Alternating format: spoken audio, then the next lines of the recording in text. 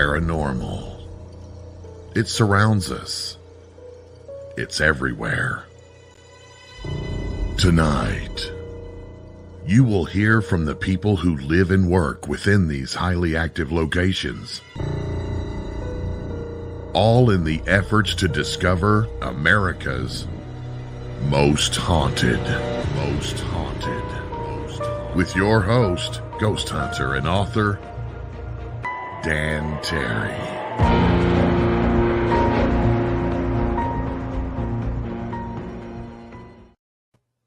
Good evening, dudes and demons. I am Dan Terry, your ghost host with the most haunted here on the UNX Network. And guys, got to become members, all right? We'll beat that dead horse some more later on. And this show, through the grace of the good Lord, has gone international. You know, we had someone from Canada a short time ago, but we got a good one this time. We're going across the ocean. We're going to England, and I'm going to introduce you to Ruth Roper Wylde, who is an author and a ghost hunter. Ruth started out, she was born in Paris with military parents, and through her childhood, they lived in a couple of consecutive haunted houses. Now, I suspect most every house in England is haunted, but these ones would, well, for lack of a better word, terrify a child. Waiting till the kid's in the bathtub, then shaking the door violently and things like that. Her stories are awesome. So she got really interested in ghosts, and now she's an author and a ghost hunter. And here she is, Ruth Roper Wylde. Hiya. Ruth, how you doing over there? Absolutely great on this sunny evening in the UK. How are you? Well, we're doing really good out here in the mountains of North Carolina, too, and all over the country. I've got folks watching from everywhere, and I'm sure they can't wait. You got into this because you had some really terrifying experiences as a child, right? Absolutely. When I was very young, we lived in quite a modern bungalow, actually, but in a very old location in Bury St Edmunds, which is in the east of the UK. Mm-hmm. And it was in the grounds of an old prison, believe it or not. Great place to bring children up. That's like our Indian burial grounds we always build on. That's just asking for trouble. Yeah, kind of. So this old prison had actually, it dated back to the sort of 1700s. Mm-hmm. And all that was left of the actual prison was a big front wall that you drove through the gate to get into the property where the 5 bungalows were. And then a big central tower that had originally been part of the prison. Mm-hmm. But all the rest of the buildings were gone, and there were just these 5 bungalows left. But ours was the furthest down, so you had to drive all the way past the others to get to it. And we had a couple of strange things there. We had a little boy that you would sometimes see out of the corner of your eye. You'd be walking from one room to another, and you'd catch a glimpse of this little boy. And at the time, my brother was a little boy, so sometimes you'd think it was him, but then you'd walk into the room you were going to, and there would be your brother, and you think, well, who is that I've just seen there? And on at least 2 occasions, my mum saw a lady in quite modern dress, not looking at all unusual, just walk through the house, and she sort of chased after her, shouting, "Who are you? What are you doing?" And again, sort of chased her into a room that had no other exit. Nothing there. So this spirit would even run from her? Well, she'd be walking ahead of her and sort of kind of move faster, even though my mum was started to run, if you know what I mean, without appearing to run. Uh-huh. So this is not a residual. This one is actually thinking. It seems to be. Yeah. Wow. Seems to be. And how'd your mom feel about that? Well, my mum, she'd been in the Air Force before she got married. She was a radio engineer in the Air Force. Mm-hmm. So she was really practically minded, and to be honest, didn't really believe in the paranormal. She believed that everything must have, an explanation in science. So she was forever looking for the scientific explanation. And I think that's why I didn't very often get scared by that. I did get scared when we moved to the next property, but I didn't very often get scared at that place because although we saw some odd things, it never seemed particularly scary somehow. And yet there was a woman in her house, and I assume this woman was very solid looking. Yeah. running, basically moving away from her when confronted, and then disappearing in a room. And she was looking for a scientific explanation for that. Yeah, that's my mum for you. You know, she was an atheist. She was a scientist, and she kept thinking there must be some sort of explanation to this. She quite favoured the stone tape theory, but Okay. like you, I'm thinking, well, that doesn't necessarily fit, because if the apparition is reacting, then you've got something intelligent there, haven't you? Absolutely, yeah. Right. And I have not heard that referred to as the tape theory in so long. That's awesome. Yeah, good old theory, the stone tape theory. No, well, I remember that back in the 70s in the books, but they don't call it that anymore. They call it something residual, I guess. So I guess they do, yeah, but we still use the term fair bit over this side of the pond. I think possibly because we've got so many really old buildings. Yeah. You know, a lot of our houses are 1,000 years old, or easily, you know, so people sort of imagine that things can be trapped much more easily in the stone of the buildings, I think. The people over here, of course, we are much more, for lack of a better word, new.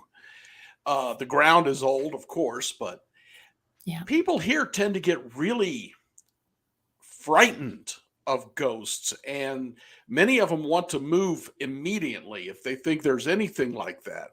Is that different over there? I think on the whole it is. I mean, obviously you do get people who get really frightened. You know, I'm not saying you don't, but the general reaction from the British, and particularly all the people I've interviewed, and you know, I'm now on to book number 6. I'm just busy finishing at the moment. So I've interviewed hundreds and hundreds of people. The general reaction seems to be one of, well, I saw such and such happen really weird. So I kind of thought, that's odd. And just carried on with my day. And it's only sometimes when it gets really bad that people get scared and sort of like, do you know what, I'm out of here. But mostly there seems to be quite a pragmatic sort of reaction. Oh, well. But is that because it's been a part of the culture since when? Well, from the beginning, I guess. I guess, and I think Charles well, Dickens and the others, yeah, and you know, most people you speak to over here, even if they don't believe in the paranormal, you know, I'll speak to people and they say, "What do you do for a thing?" "Oh, I'm an author. You know, I write about ghosts." "Oh, I don't believe in that nonsense." Mind you, there was this one time when I saw such and such, or had such and such in my house. I mean, just today, my window cleaner was here. And we were chatting away, and I said, "Oh, I'm doing an American podcast later today." He said, "Oh, what do you do?" I said, "I'm an author. I write about ghosts, blah, blah."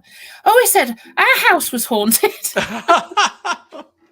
So, yeah, I delayed him cleaning my windows by chatting about ghosts for a bit.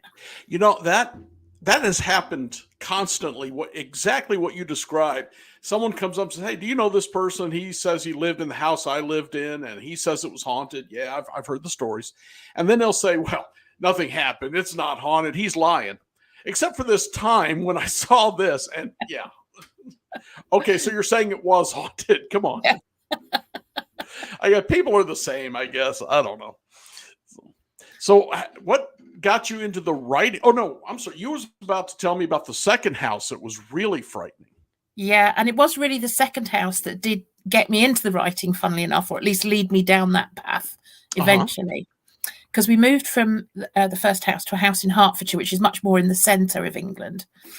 And it wasn't a particularly old house. I think it was probably built in the 1920s or 1930s, maybe slightly later, not sure. But it was quite a big house because my grandparents had moved to live with us by then.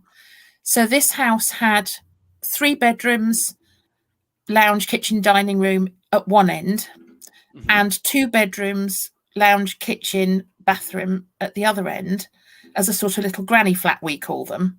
So like a little annex for the grandparents to live in. And the 2 properties had their own separate front doors, but they also had interconnecting doors inside, so you could get between the properties both downstairs and upstairs. And the upstairs interconnecting door was from my parents' bedroom through onto the upstairs landing in my grandparents' side of the house. And for some reason, when we moved in, I never knew why. I was a kid, and you don't question what your parents do you? They ripped out the bathroom in our end, and we're going to get round to, doing it up, but for some reason never did. So we all used the bathroom in my grandparents' end, which was upstairs, and my grandparents used the shower room in their end, which was downstairs. So anybody wanting to have a bath or anything had to traipse through my parents' bedroom, through this interconnecting door, into my grandparents' end to go and use the bathroom there. We did have a downstairs loo, so you didn't always have to do that every time you just wanted to do. But if you wanted a bath, you had to do that. And my grandparents used to travel a lot, so they were often away for long periods at a time. They went to Canada and Italy and all sorts of places. Mm-hmm. So very often their end of the house was stood empty. So if you went for a bath, you were having a bath in a bathroom, in effect, an empty house. My sister is about 18 months older than me, and she started saying to me, I don't want to go and have a bath because every time I do, somebody bangs on the door. Come with me, come and sit with me. And of course, I didn't want to go and sit and watch her have a bath. But in the end, she nagged me so much that I agreed. Mm-hmm. So I went, she got in the bath. I put the loo seat down and was sat on the loo, chatting away, when somebody came and hammered, and I mean properly hammered on that bathroom door so badly. It was as if they were beating it with both fists, mm-hmm. Making the door shake. They were trying the door handle. I was absolutely sure it was my baby brother playing tricks. So my sister started screaming. I shush her and I creep to the door and fling it open, ready to confront him. So I thought, only to find there was absolutely nobody there. So I've flung open this door that somebody is hammering violently on, and there's nobody there. Okay. Never been so scared in my life. Was the hammering still going on as you pushed the door? Wow. Okay. Yeah, as I opened the door, the door was still being hammered on. Mm-hmm. And as I flung it open, all the sound stopped and there was nobody there. There was just nothing. And yeah, I must admit that occasion absolutely terrified me. But it used to do all sorts of things like switch lights on and off, switch the cooker on and off, make loud crashing noises that would wake the whole house up, hold up in the middle of the night. Watched it fold a tea towel once. Whoa, watched it spin a knife across the room once. Watched it fold a towel? Yeah. How do I find ghosts like that? Mine, I have to do it myself. I know, it'd be really good if you could train one, wouldn't it? Yeah, no kidding. Yay. So how did you see this? Was it in the air? Was it on a table? No, so it was tea time, so 6:00 in the evening, which is sort of what we call tea time in England. And us kids had come home from school and Mum had made us tea in the kitchen. We used to eat in the kitchen. And we had it was a bit of a 1970s style kitchen. So there was a table that pulled out from a drawer. Mm-hmm. It looked like a drawer most of the time. And then when you pulled it, it came out on little caster legs and was like a little fold out table.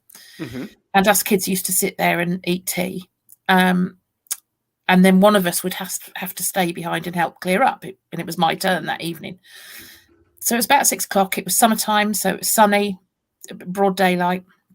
We got the radio on. We were chatting away, me and Mum. She was starting the washing up. I was clearing all the stuff off the table. And there was a tea towel scrunched up on the side, where somebody just carelessly thrown it.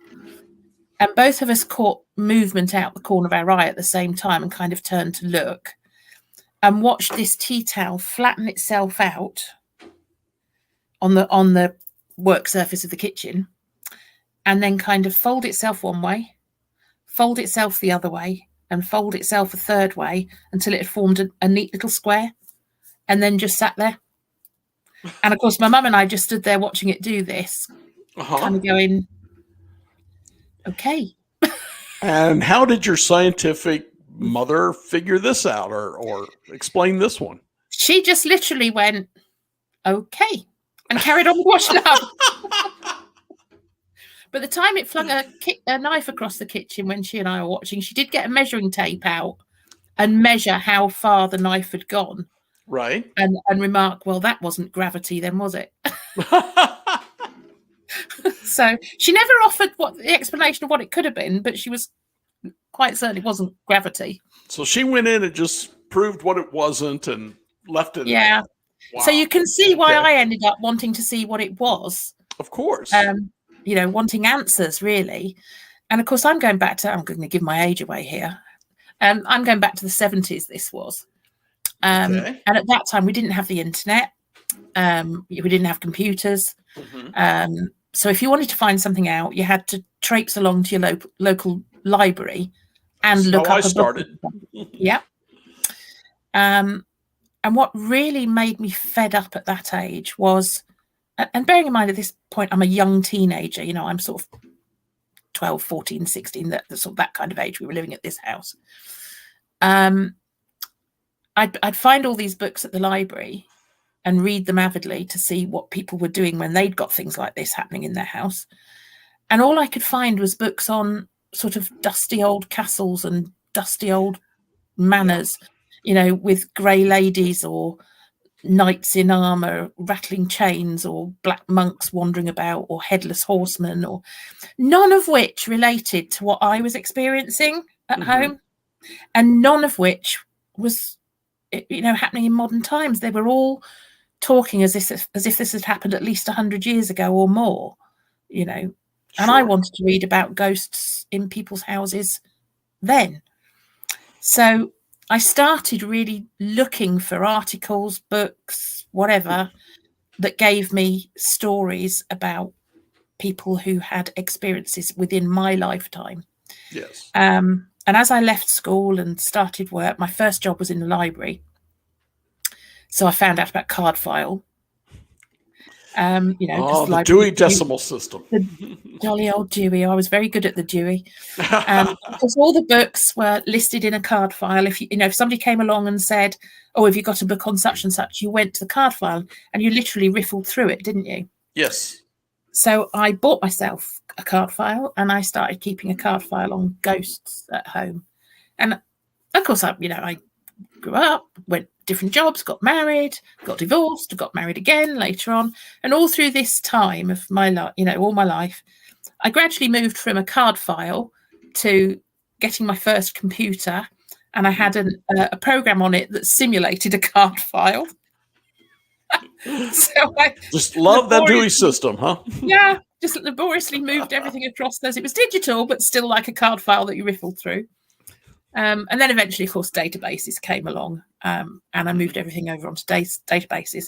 So all these years, I'm collecting stories about ghosts that have haunted within my lifetime, because that was kind of what was interesting. These are articles and things you picked up and kept, read, and kept at least a synopsis. Sort of kept, if you like, a list of. And I was doing it by town and location or road or whatever. Okay. And as the years went on, so I've got this massive database. What I'd quite like to do is write the kind of book that I wanted to read. And of course, by then, the paranormal was becoming more of a openly talked about subject. And there were more and more and more books available. And of course, computers, then you've got the internet. So more and more information becoming available. And a greater interest in it, people coming forward with their stories more readily. Yes. So in 2016, I had the chance to partially retire early from my career. And so I thought, yep, let's do that. And now I've got time to write the books. So that's when I started writing the books in summer 2016. And since then, I've published 5, and I'm just about to publish number 6. Wow. I'm still ahead of you by 1, but it's another year before that one gets out. Next one gets out. So you got a chance to pull up here. I'll have to go like the clappers to catch you up, won't I? So you talked about the stories coming out of England, which I've seen the picture of the Grey Lady and the monks and all of that. What did you find when you started looking for something more modern? Well, the way I kind of ended up working was with the first couple of books, I split what I had on my database into sensible topics to fit into a book, if you like. So the very first book I wrote, just to get the hang of how to write a book, was The Ghosts of Marston Vale, which is quite a small book and just covers the ghosts around my village, basically. And then I moved on to, right, now I've figured out how to do that.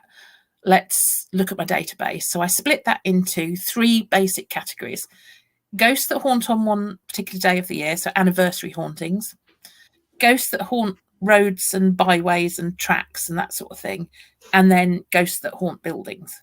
Okay. So I wrote the Almanac of British Ghosts, second, which was anniversary hauntings, and that's literally laid out like a calendar. Then Roadmap of British Ghosts, and in Roadmap, volume 1, I should say, in Roadmap of British Ghosts, I would start with a basic story of there's such and such an apparition haunting such and such a road. Okay. And I go out on social media and ask if anybody else has seen it or seen anything along that road.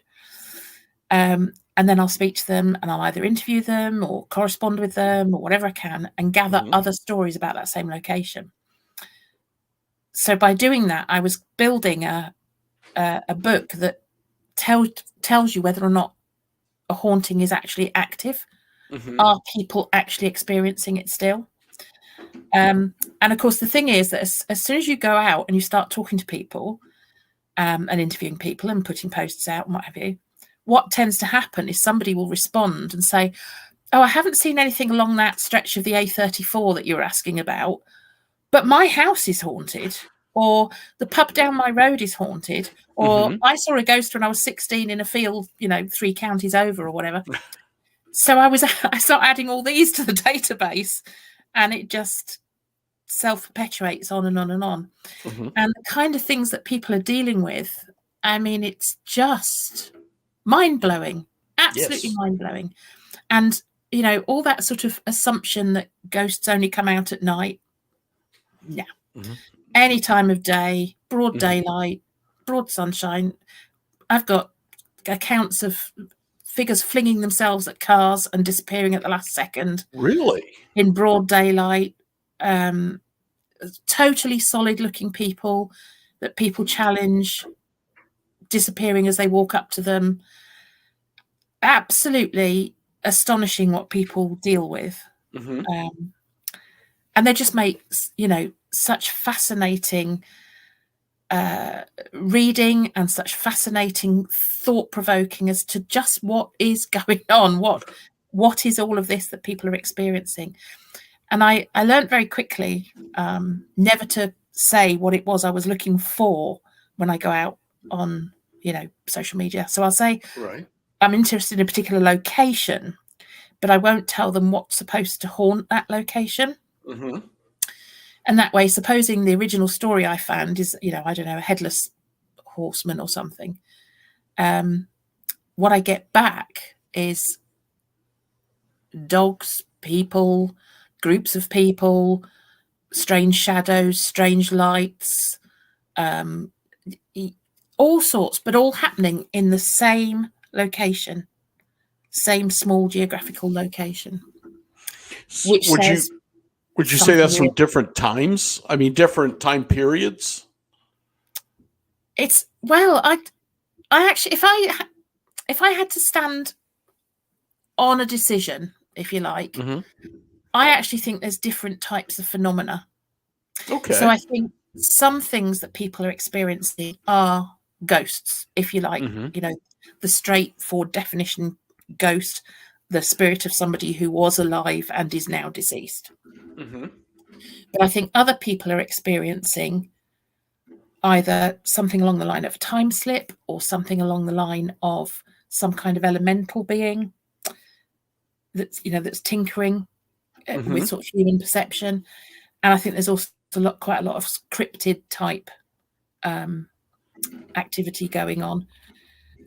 We have a very ancient myth in the UK. I don't know if you've heard of it, called the Black Shuck. No. Well, the Black Shuck, it's essentially it was very much a medieval myth, and people were terrified of the Black Shuck back in medieval times. across a number of areas of the UK, so predominantly East Anglia and some parts of sort of Devon and the southwest. And there were a lot of stories from then of, people would be frightened by the black shuck. The black shuck is a massive dog about the size of a calf, big red glowing eyes, chases people, was a harbinger of doom, so on.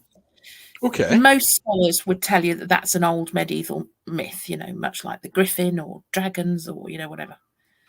But I've got loads and loads of people who've cited in modern times a massive black dog that isn't behaving like a dog should behave. Haven't yet found one with red glowing eyes, I have to admit, but I have found dozens of accounts of massive black dogs. People have given me their accounts.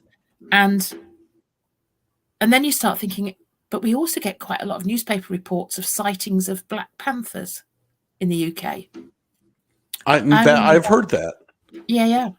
And I wonder if this is a case of in our times now, most people, don't study history like somebody like me perhaps does, perhaps wouldn't think of black shuck. So they see a strange black creature out in the fields. They're going to interpret that in terms of what they might have seen on telly or they might have read about.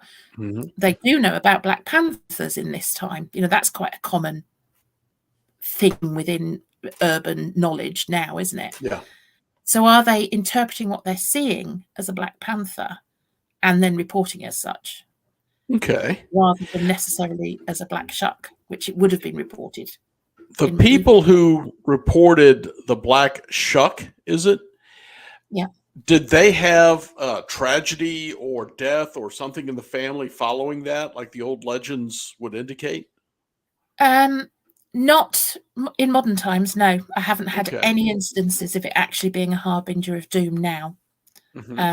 So just now it just seems to be something that frightens people when they see it. That does seem to be one that people feel very nervous about seeing. Do you still have the old legends or reports of banshees, fairies, leprechauns, for lack of a better word, elementals, as we refer to them now? I've definitely got some elemental type reports. I've got one. I'm trying to think where it was. I think it was in Warwickshire. Of somebody driving down a stretch of road on their way to work in the morning, so broad daylight, and they were slowing down because they were approaching some traffic lights, if I remember rightly, when movement in the hedge to the side of the car caught their eye, and they sort of turned to look, and there was a 2-foot-high, small, gnome-like man with bright orange hair just shuttling himself backwards into the hedge out of sight as they drove past in their car. And that happened about 20 years ago. Something like that. Oh, okay. Wow. So that's yeah, I mean, that's, very leprechaun type, gnome type being that somebody's seen. That kind of stuff is just intriguing because it goes back so many centuries. Yeah. And of course we ask, why haven't we seen them today? Well, there you go. There's at least one who's seen it recently. At least one. I mean, I honestly think a lot of the time we're so busy today, aren't we? All of us, we rush through life at high speed. We've got to be here. We've got to be there. We've got this to do. We've got that to do. We've got our heads stuck in our mobile phones half the time. Yes. We've got the car to drive. We've got the kids to be whatever. That I think a lot of the times people rush past things now and don't notice them as much. And I bet if they took a little bit longer to look around, they'd see a lot more than they even do now. And one example of that, I know of somebody in Wales who was driving home very late one night. It was about 2:00 in the morning. And it was quite a cold winter's night, so obviously very dark at that time of night. And he was driving through the edges of a Welsh town, so built up area, street lights, when he suddenly saw a lady walking along, or young girl really, a teenager, walking along the street on her own, wearing quite flimsy sort of going out type clothes. Yes. So his first thought was, oh, she's walking back from a nightclub, 2:00 in the morning in a town, you know. His second thought was, I wonder if she's all right walking back on her own at this time of night. Mm-hmm. His third thought was, and why isn't she wearing a coat? It's quite cold. And then he thought, should I stop and offer help? But I daren't, because I'm a man driving in a car on my own, and that might scare her if I pull over, you know, and she's a vulnerable lady walking on her own. So he's kind of having this argument in his head in the split seconds as he drives past her. But it makes him turn to look at her properly to see whether she looks distressed or anything, and whether he ought to stop and help. And as he turns to look at her properly, he realizes he can't see anything below her knees. She's floating along the road with nothing below her knees. And as he realizes this, she turns and enters the graveyard that they happen to be passing at the time. And he says to this day, if it hadn't been for the fact that he was worried about whether she was okay, he would just have driven past her and never noticed. Good point. But it was only because he thought she was a woman vulnerable at 2 a.m. in the morning that he actually turned and looked at her properly and realised there was something not right about what he was seeing.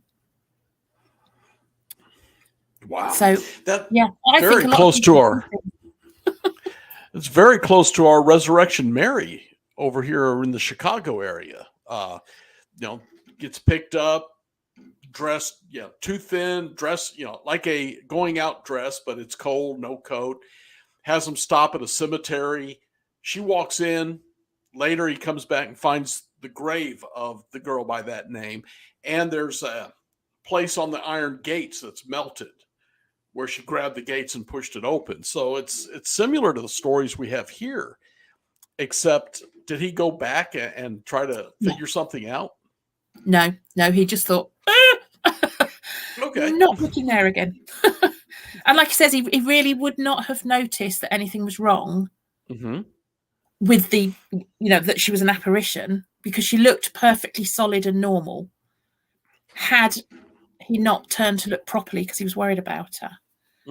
But I've also had somebody else driving along in a car on their own at night. I tell you, don't write ghost books like I do, because I'm now scared of driving on my own at night. So driving along in a car on their own, and something caught their eye in the footwell of the passenger seat of the car. So that you can imagine they're sort of driving and they keep glancing down thinking, what's that? I can see glinting down there. And as they watched over a period of about the next 10, 15 seconds, the glinting gradually morphed and changed and became somebody's foot with a buckle on it, and then somebody's leg, and then started to form into like a person sitting in the passenger seat next to them whilst they're driving. They were so terrified they did a whole sort of jump sideways in their seat away from the apparition, which in itself kind of jerked the steering wheel of the car, because they kind of went to the side, jerked the steering wheel, took the car out of control. They realised they were going to crash, immediately sort of faced forward and stopped the car from crashing, slammed the brakes on. The apparition had disappeared out of the side. It was gone. I have never heard of one coming from the ground up or the floor up. That's pretty cool. Well, I'm not sure if cool would be the way I would. I'm a ghost hunter, so I beg for this kind of stuff. I mean, yes, I do go ghost hunting and I love to try and track them down, but I don't think I want them appearing in my car. Oh, they won't last long. Those cars are so small now. So you've been ghost hunting. Have you had any experiences like that? Do you know, I've had so many odd experiences whilst out ghost hunting. I could just pick a few, really. Share some, sure. I think one of my favourite, well, I'll give you two of my favourites. One I was actually ghost hunting, and the other I wasn't. I was sightseeing. So the one that I was ghost hunting, I'd persuaded my poor, long-suffering husband to come with me one Sunday to go to see what's supposed to be a haunted church ruins, not too far away from where we are, about 40 miles away or so. And it was a Sunday in summer, lovely hot day with the odd thunderstorm floating about. So I persuaded him, well, we can pack a picnic in the car, take the two dogs, go and visit this haunted church, have a picnic, make a bit of a day out of it. Yeah. So we arrive at this ruined church, and it's a very old church, very little left of it, just a few bits of standing stone. It's been ruined for 300 or 400 years. So, there's very little left of it. Very overgrown at that time, although I have been back since and they've mowed it all now. But at that time, it was very overgrown. But it's interesting because underneath the church, there's a spring, a spring water that's been running for over 1,000 years. And that is still bubbling up underneath the ruin. And the dogs were actually quite happy to drink out of it. So we've pulled up outside this ruined church. There's some iron gates that you go through. And just as we pulled up, one of these thunderstorms went by, and there was a few minutes of rain. So we stayed in the car for a minute and thought, well, we'll eat our picnic in the car and wait till that passes over and then go in the church. So if you picture the scene, we're sitting in the car, our two dogs are in the back, we're scoffing our picnic. And my husband, who doesn't, believe in the paranormal much, or doesn't sort of come very many ghost hunts if he can avoid it with me.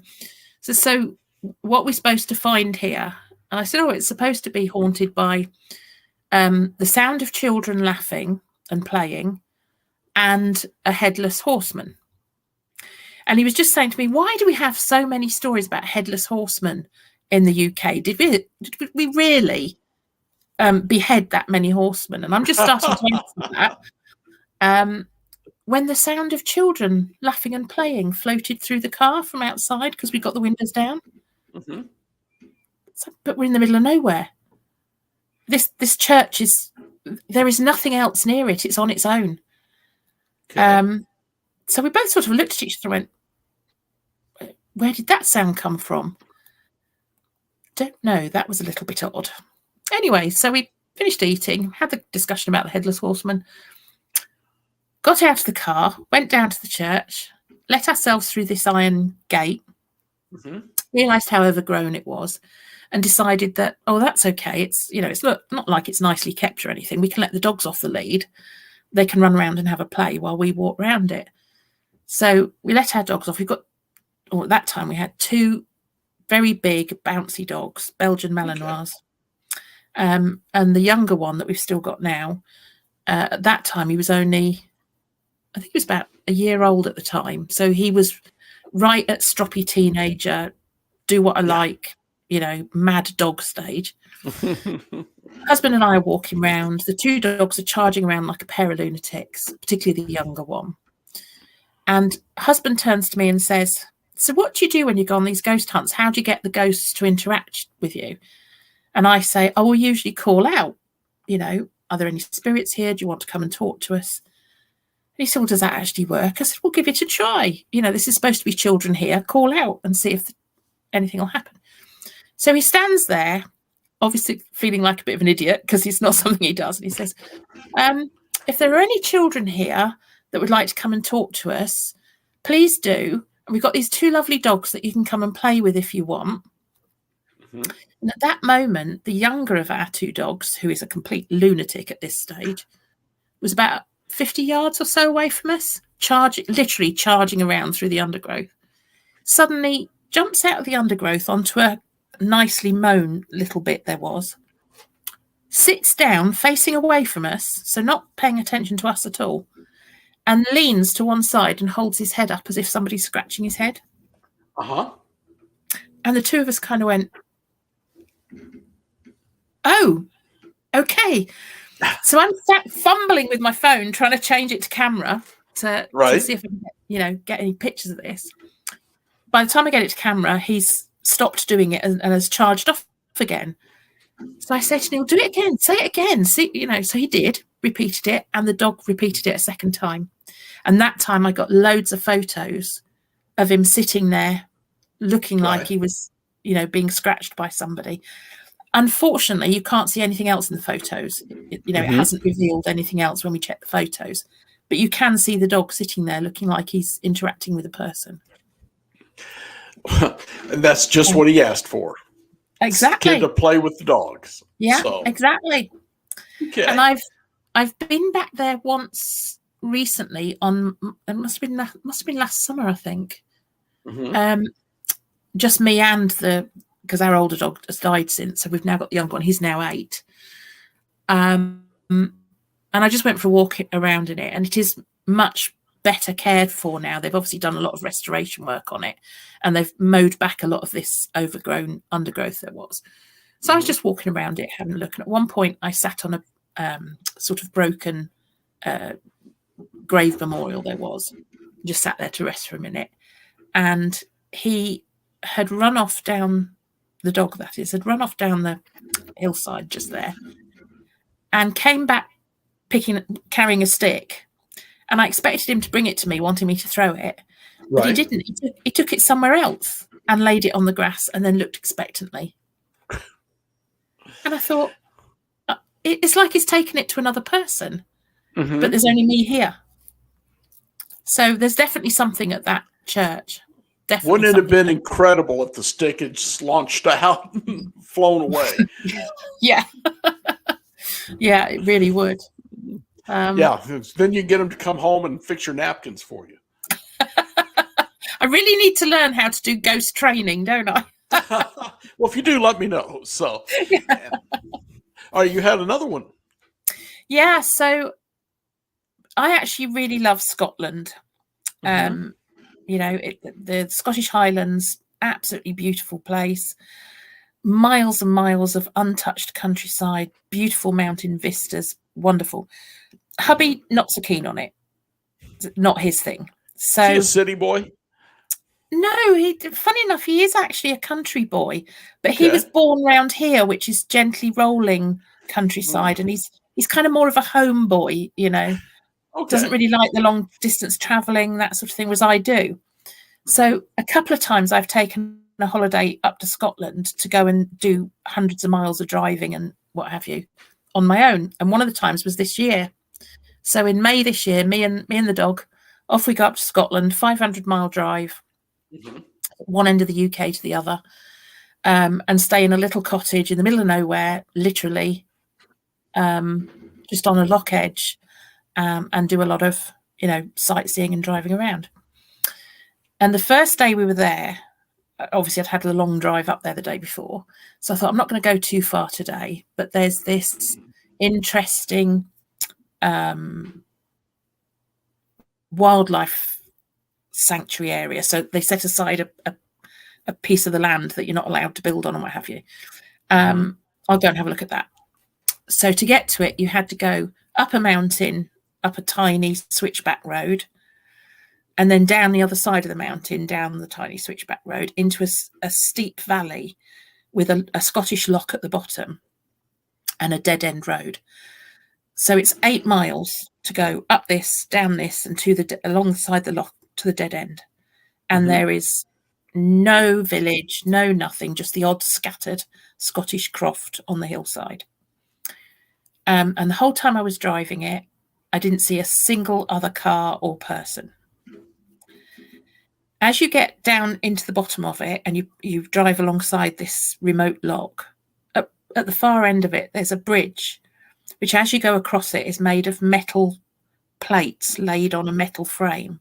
So as your car goes across it, it sort of clangs and bangs. And for a moment I was thinking, should I have got out the car and checked this was safe to drive on before I drove over it? But too late now. So I drove over it. It was safe. It was okay. Went to the end of the dead end road, which is about another quarter of a mile further on. Not much to look at there. So I thought I'll go back to that bridge, walk into the middle of the bridge and take some nice photos up the loch from the bridge. So I do this. I drive back, clang, bang, bang, bang, back over the bridge. And I reverse the car into a gateway next to the bridge, a field gateway. Still have not seen another vehicle. I'm 8 miles away from the nearest habitation of any kind and in the middle of nowhere in Scotland. In any other direction, you've got at least 20 miles before you hit any kind of habitation. And it's just wild Scottish mountainsides. So I walk round to the back of the car, open the boot of the car to get the dog out. And much to my surprise, he jumps out the back of the car, which he's trained absolutely to not do without permission. And he never does it. But on this occasion, he did. He jumped out the car. So I've bent down and I'm telling him off for jumping out the car and clipping his lead on.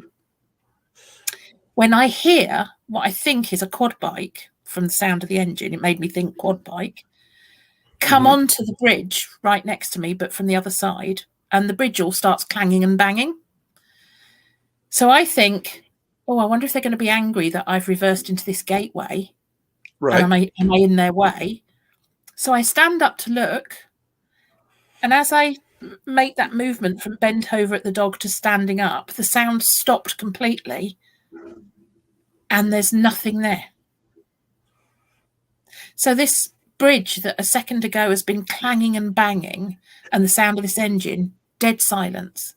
And I stood there and thought, huh? So then I thought, well, the sound can't have carried from anywhere because I'm 8 miles away from anywhere. Right. So there's, and then I thought, oh, well, maybe, just maybe a quad bike came along the river edge, over the edge of the bridge rather than over the bridge, and on down.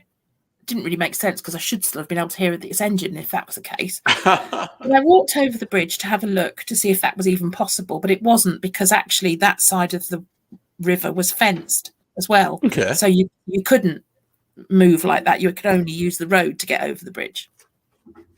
Then I thought, oh, maybe a boat went under the bridge. Perhaps that's what I was hearing. So I look over the edge. Well, no, you wouldn't even fit a canoe down this because it was too shallow. It was only about yay deep. Okay. So nothing with an engine can have gone past. At which point I think, actually, now you're just clutching at straws because anything with an engine, you'd still be able to hear it because it's silent out here.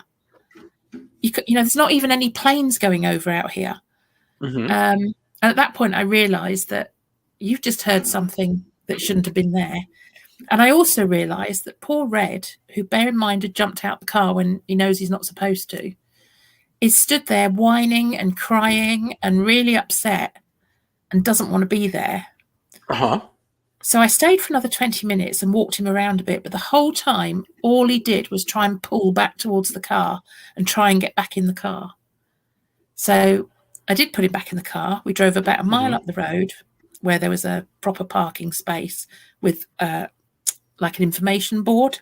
Because one of the reasons this valley has been made into one of these sites is because there's the remains of a Scottish townships from the 1600s there.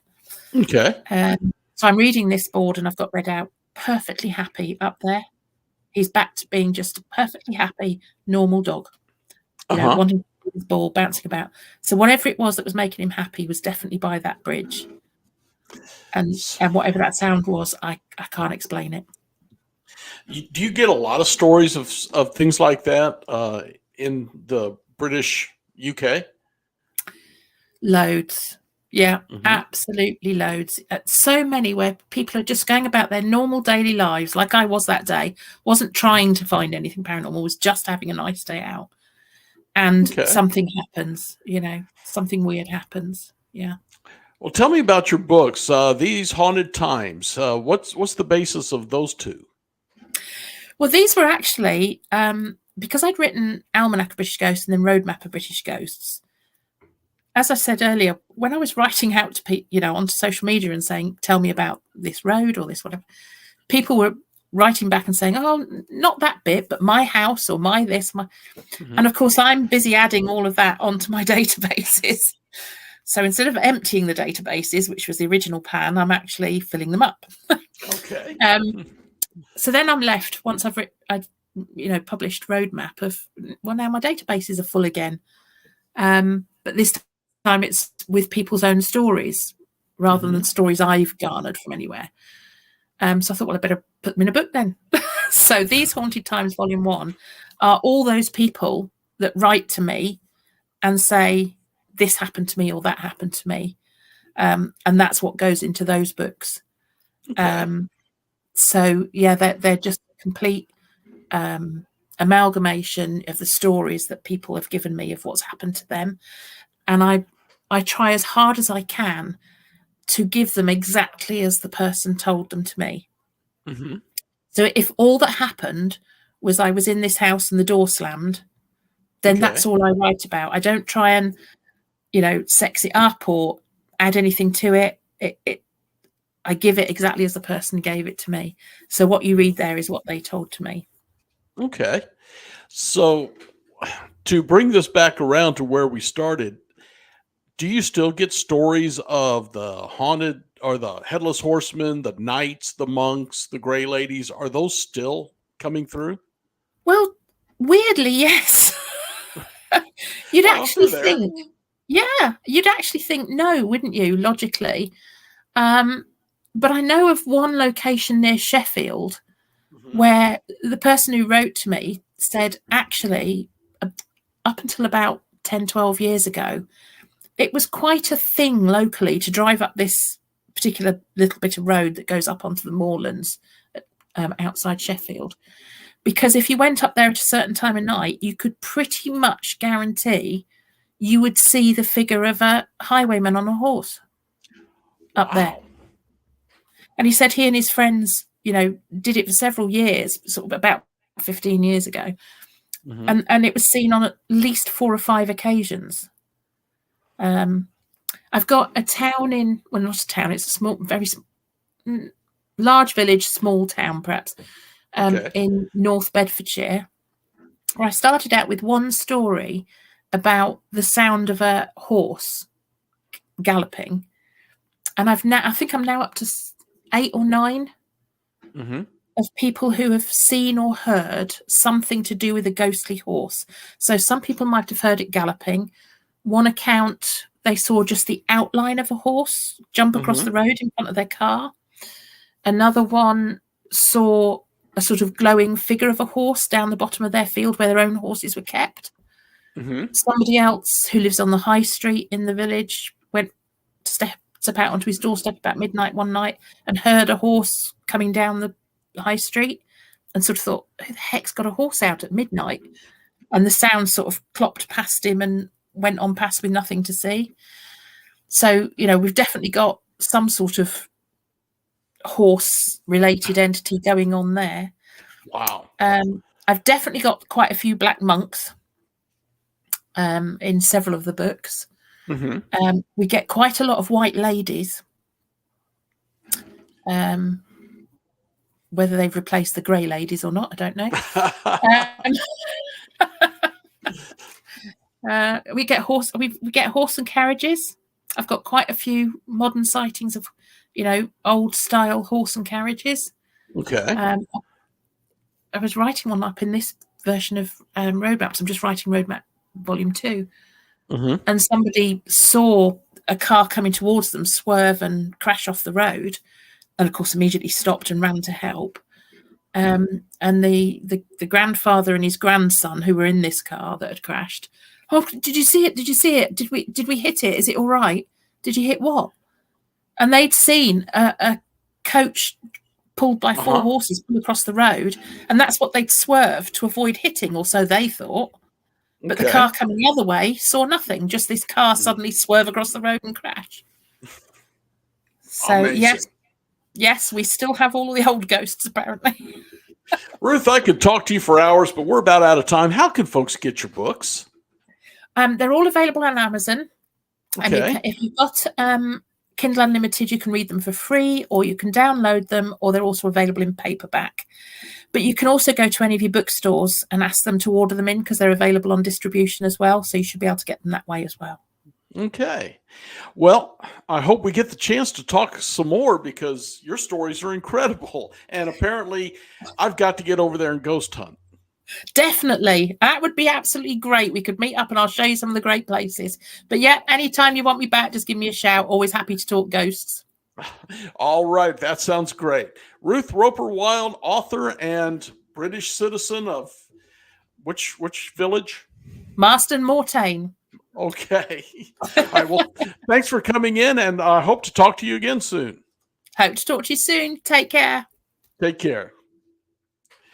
All right, friends. Before we go out of here, I just want to remind you that if you're not a subscriber to the UNX network, it's really easy. You go to unxnetwork.com, first page, just page down a little bit, and you'll find the stuff to fill in to get your free subscription. You get the UNX newsletter, you get access to the X blog, a lot of stuff going on, especially as we're coming into the Halloween season. And you get the free copy, digital, emailed to you of our UNX magazine. And this one's going to be really good if you're a ghost person, because this will be chock full of ghosts and hauntings. So again, guys, it's free. It's ridiculous that you're not taking advantage of this. And for those other folks out there, I will be speaking, if you want to come see me, in West Virginia, a little town called Parkersburg, West Virginia. And that'll be on March 18th. So you got plenty of time. We're going to be at the haunted, I'm going to kill this again, Blennerhassett. It's a hotel there. Very haunted. I had a young lady on the show a couple of months ago that talked about the hauntings there. It's a one-day event, but that night we're going to be ghost hunting one of the floors of that hotel where the serial killer stayed when he got captured and executed. And there's some other spirits. The guy who originally built it is there. So we're going to have a really big group. We are just about an hour away from Ohio. We're about an hour away from Point Pleasant, where Mothman was seen. All of this is going to play into it. There's going to be a bunch of speakers there. Worth the time. So if you get the chance, come on down to the Appalachian Paracon. And you can find that. There's the website for this part of it right there on the screen. If you get the chance, come on down. There'll be plenty of guest speakers. And you can help kind of bring more attention to the ghost world. West Virginia is just amazingly haunted, and I don't even know what may come from Ohio. So come on down and check it out. And until then, I want you all, because we are going into Halloween, the season is coming quick, stay spooked. Good night.